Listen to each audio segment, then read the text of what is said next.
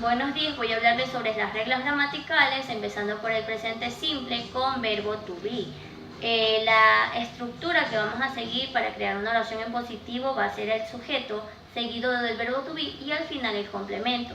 She is beautiful. Para hacer esta oración en negativa, simplemente ponemos el verbo to be en negativo. She isn't beautiful. Para crear la pregunta, lo que vamos a poner primero va a ser el verbo to be, en este caso is. Is she beautiful? Y nunca olvidarse del signo de pregunta. Para crear una oración en presente simple con otros verbos hay que tener en cuenta que si utilizamos los pronombres he, she, it, al verbo se le tiene que aumentar una s o una es al final, mientras que para los otros pronombres el verbo queda totalmente igual. Por ejemplo, para crear la oración en afirmativa se sigue la misma estructura, sujeto, verbo y complemento. We live in Paris. Para crear la negación, aquí va a interferir el auxiliar doesn't o don't. Doesn't para he, she, it y don't para I, you, we y they. Como estamos utilizando we, vamos a utilizar el auxiliar don't. We don't live in Paris. Para crear la pregunta, lo que vamos a utilizar primero va a ser el auxiliar do. Do we live in Paris? Y nunca olvidarse de la question mark. Para crear oraciones en pasado con verbo to be, simplemente utilizamos el pasado del verbo to be, ya sea was o sea were. Como estamos utilizando she, utilizamos el verbo to be was, el pasado del verbo to be was. She was beautiful. Para crear una oración en negativa, simplemente ponemos esto en negativo. She wasn't beautiful. Para crear la pregunta, ponemos en primer lugar el was, o sea el verbo to be. Was she beautiful? Para crear el pasado simple con otros verbos, hay que obviamente poner el verbo en pasado, aumentándole la ed o la d. She worked in the house. Sujeto, verbo en pasado y el complemento. Para hacer la negación. Para hacer la negación tenemos que aumentar el auxiliar didn't. Y el verbo regresa a su estado normal, o sea, a work, porque ya tenemos el auxiliar en pasado.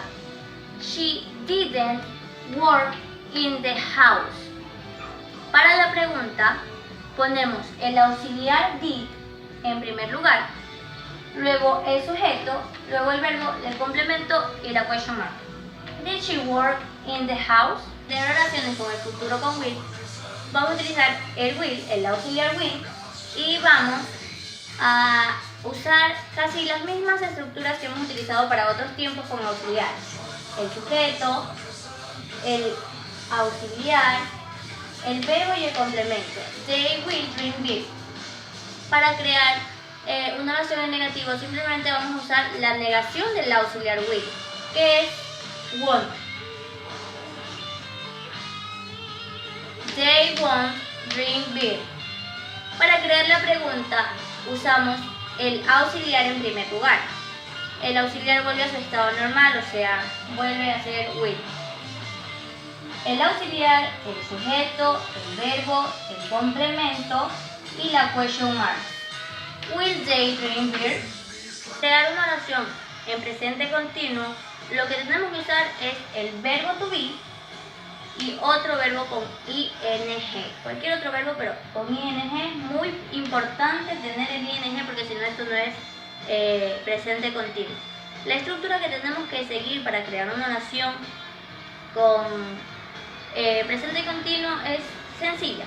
El sujeto seguido del verbo to be, luego otro verbo con ing y el complemento. She is eating pizza. Para crear la negación simplemente vamos a poner la forma negativa del verbo to be. En este caso es isn't. Eating siempre va a ir, nunca olvidarse del ing, por favor. She isn't eating pizza. Para crear la pregunta ponemos el verbo to be en primer lugar, el sujeto, el verbo con ing, el complemento y la question mark. Crear oraciones con pasado continuo es lo mismo, no hay que olvidarse del verbo to be en pasado, ya sea was o were, y del verbo con ing. La estructura es igual. el sujeto, el verbo to be, el verbo ing y el complemento. She was eating pizza. La negación, para hacer la oración en negativo, es igual. El negativo del verbo to be, wasn't. She wasn't eating pizza. Para la pregunta, igual. Primero vamos a poner el verbo to be seguido del sujeto, el verbo ing y el complemento, la question marks, y ya está. Was she eating pizza?